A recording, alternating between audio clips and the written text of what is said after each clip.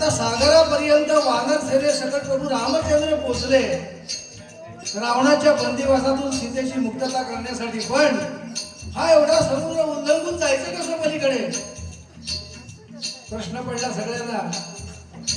सगळे विचार करतात काय करायचं, कसं पलीकडे जायचं. हा एवढा समुद्र ओलांडून पलीकडे लंकेमध्ये प्रवेश कसा करायचा. हनुमंत बसले होते एका मोठ्या खडकावर. त्यांच्या लक्षात आलं. त्याने एक मोठा दगड उचलला आणि वरती लिहिलं राम. पहिले धोंडे टाकलेले सगळे बुडायचे पाण्यात. आता करायचं काय, बुडायचे परत वर यायचे, बुडायचे थोडे परत वर यायचे, असं चाललं होतं. बुडायचे बुडायचे बुडायचे, तरंगायला तयार नाही बघा. हनुमंताने राम लिहिलं आणि तो दगड त्या पाण्यात सोडल्यानंतर तो दगड तरंगायला लागला, बुडायला नाही. लक्षात घ्या. आणि सगळ्या वानरांनी प्रत्येक रडावर राम राम असं लिहून तो सेतू तयार केला, पूल तयार केला. प्रभू रामचंद्र आपल्या सैन्यासहित वानर सेनेसहित लंकेमध्ये प्रवेश केला. रावणाशी युद्ध करून त्याचा वध केला आणि सीतामाईची त्याच्या बंदिवासातून मुक्तता केली. आणि म्हणून म्हटलंय बघा, कामे करले रे पाषाण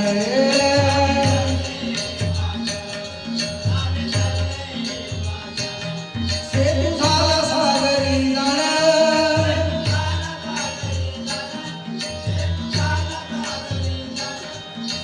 प्रभू रामानी वधिला रावण.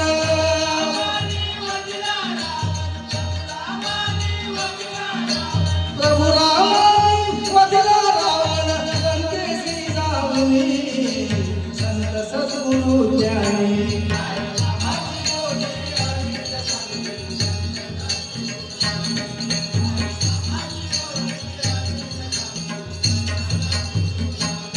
ध्रुव बाळ होता लहान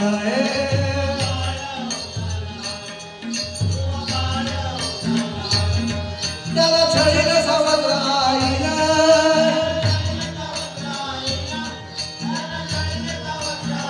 हा बघा, उत्तानपाद नावाचा राजा होता.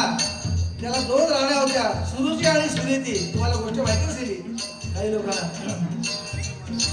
जी नावडती होती तिचा मुलगा हा ध्रुव लहान होता, 5 वर्षाचा बाळ.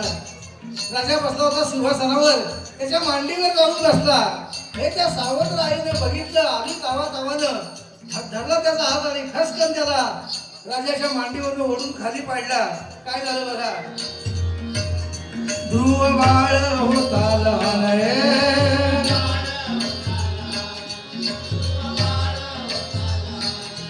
त्याला छळील सावत्र आईनं.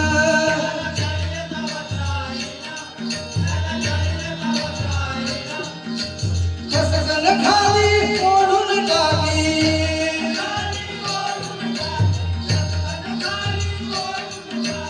खसकन खाली ओढून टाकली त्याच्या मांडीवरून संत सद्गुरु ज्ञानी.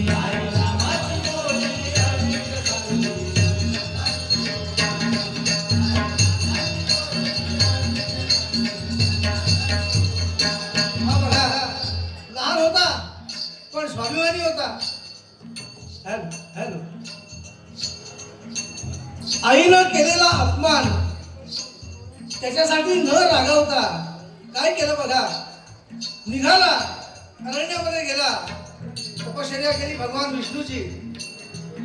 भगवान विष्णू जे प्रसन्न झाले, साक्षात पुढ्यात उभे राहिले. काय झालं बघा, ध्रुव बैसे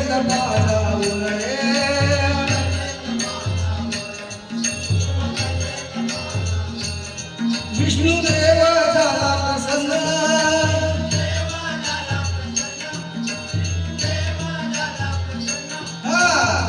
साक्षात पुढ्यात भगवान ते चतुर्भुज रूप येऊन पुढ्यात उभे राहिले. शंख चक्र गदापद्म धारण केलेले भगवान विष्णू बाळ ध्रुवाला म्हणतायत, अरे तुझी माझी भक्ती केलीस, तपश्चर्या केलीस, मी प्रसन्न झालोय. तुला काय हवं ते माग, राज्य देतो, धन दौलत देतो, संपत्ती काय हवं ते माग. पण या बाळ ध्रुवानं काय मागितलं बघा, राज्य नको माझं धन दौलत दे.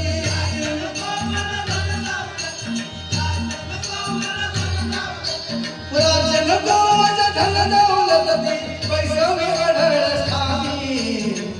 सद्गुरु ज्ञानी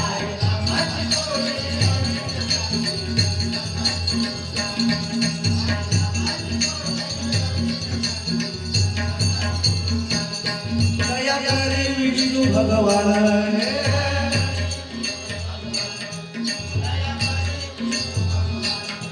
दिले ध्रुवा स्थान दिले ध्रुवा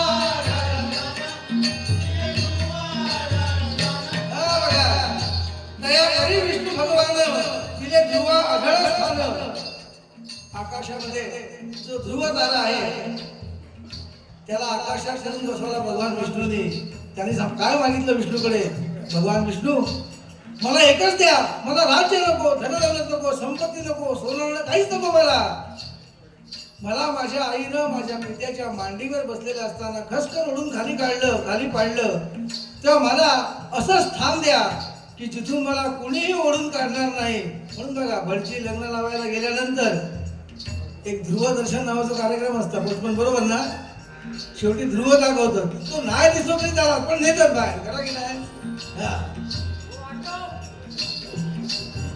जबरबारी नाही बाबा सिंगल पोट दाखवतात नाही का ध्रुवदर्शन त्या ध्रुवाला अढळ स्थानी बसवला भगवान विष्णूने म्हणून म्हटलंय बघा दया करे विष्णू भगवान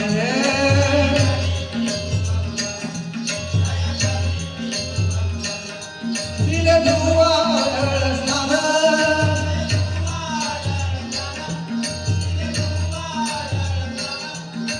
नामे करला ध्रुव बाळगो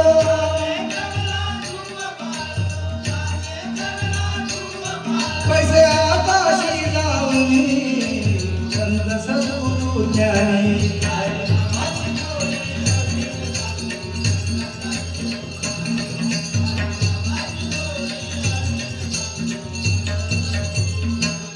वाल्या होता दरोडे पुरे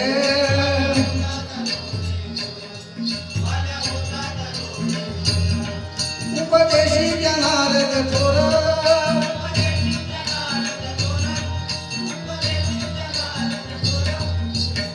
आपण सगळ्यांनी शाळेमध्ये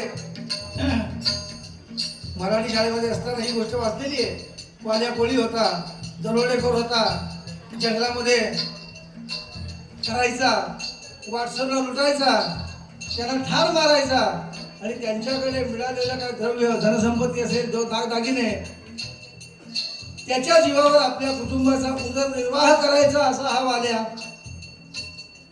एक दिवस हा ज्या मार्गावर वाटमारी करायचा लूटमार करायचा त्या मार्गावर नारद आले महर्षी नारद आणि नारायण करीत आले हातात विणा आणि चिपळ्या हा झाडामागे दडलेला वाल्या पुढे आला आपली पुराण त्याच्यात उगारली आणि म्हणाले तुझ्याकडे काय असेल ते मला दे नाही तुला ठार मारून टाकेल नारद म्हणतात माझ्याकडे काय मिळणार बाबा हा विणा आणि ह्या चिपळ्या आणि काय माझ्याकडे काही नाहीये पण फक्त माझ्याकडे एक आहे की नारायणाचं नाम माझ्या मुखामध्ये आहे तू सुद्धा तसेच कर हे सगळं सोडून दे हे सगळं करून तुझ्या हातात जे पाप घडतंय खायला सगळे होते पापाला कोणी वाटेकरी होणार नाही घरी जाऊन विचार आता हा म्हणतोय मी घरी जाऊन विचारून येईन पण तुम्ही पळाल त्याचं काय नाही म्हणाला हा समोर खडक याच्यावर बसून राहतो मी या खडकावर तू जाऊन येईपर्यंत मी इथे जाण्याचा जप करत राहतो नारायण नारायण जाऊन ये झालं वाल्या पुढे आपल्या घरी गेला आपल्या बायका मुलांना म्हणतोय की तुम्हाला जगवण्यासाठी लोकांना मी ठार मारलं त्यांना लुटलं मिळालेल्या लुटीतून मी तुमचा सांभाळ केला हे करताना माझ्या हातात जे पाप घडलंय त्या पापात सुद्धा आता वाटेकरी व्हा खायला झालात आता पापात सुद्धा व्हा बायका मुलांनी हात वर केले नाही आम्ही सांगितलं नव्हतं हे असं करा आणि आम्हाला जगवा तुमचं काम होतं तुम्ही घरातले करते आहात कुटुंबाला कसं जगवायचं तुम्ही ठरवायचं पापामध्ये आम्ही वाटेकरी होणार नाही वाल्या तसा झाला नारदांच्या पायावर डोकं ठेवलं म्हणाले बापात वाटेकरी कुठे व्हायला तयार नाही मग आजपासून हे सगळं सोड आणि रामाचा जप कर वाल्या म्हणतो मी अडाणी आहे मला कसं म्हणता येईल भगवंताचं नामस्मरण मग लोकांना ठार मारताना लोकांच्या अंगावर घाव घालताना कुऱ्हाडीचे मरा मरा असं म्हटलं होतंस होय म्हणाला म्हटलं होतं हा मग मरा मरा असंच म्हण अरे मराच्या उलट काय होतं राम होतं मरा मरा मरा असा जप सुरू कर. ज्या खडकावर नारद बसले होते ते उठले, त्याला बसवला आणि यानं सुरू केलं मरा मरा राम राम राम राम. मराच्या उलट राम नाही का, राम नावाचा जप सुरू केला. बरीच वर्ष लोटली. इथपर्यंत फक्त आपल्याला एक कथा माहिती आहे नाही का. आता पुढची मी सांगतो ऐका, म्हणून मुद्दाम सांगतो. बरीच वर्ष लोटली आणि त्याच मार्गानं पुन्हा नारायणाचा जप करीत महर्षी नारद त्या वाटेनं पुन्हा आले. आता तोपर्यंत काय झालं होतं, ज्या ठिकाणी वाल्या राम नामाचा जप करीत होता तिथे एक मोठं वारूळ निर्माण झालं होतं आणि क्षीण आवाज, बारीक आवाजामध्ये राम राम राम राम चालू होतं.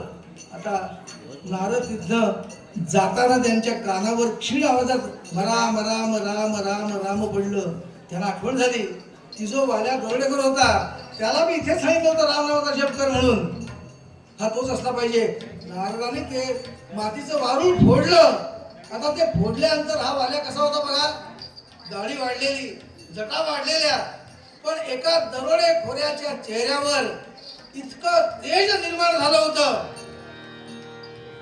या रामनामाच्या जपामुळे हा वाल्या तेजपुंज दिसत होता. जागं केलं त्याला, जवळजवळ समाधी अवस्था होती. नारदाने जागं केलं आणि सांगितलं की तुझ्याकडनं महान कार्य घडेल आणि मग रामायण घडायच्या आधी ज्यानं रामायण लिहिलं तो हा वाल्याचा वाल्मिकी या भगवंताच्या नामस्मरणाने सेवेने झाला. आणि म्हणून म्हटलंय बघा, वाल्या होता दरोडे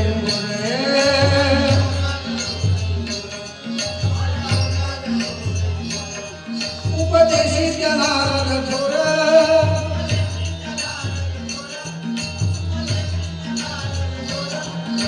मन मन म्हणता राम राम होई.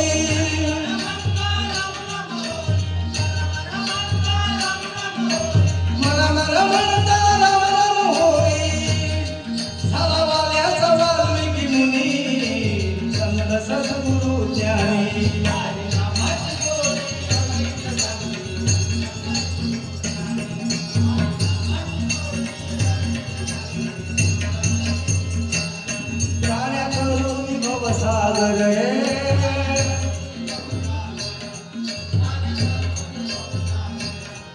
हरिनामाचा उपाय थोर, हरिनामाचा उपाय थोर, हरिनामाचा उपाय थोर.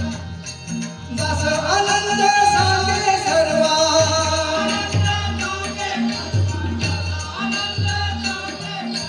दास आनंद सांगे सर्वा.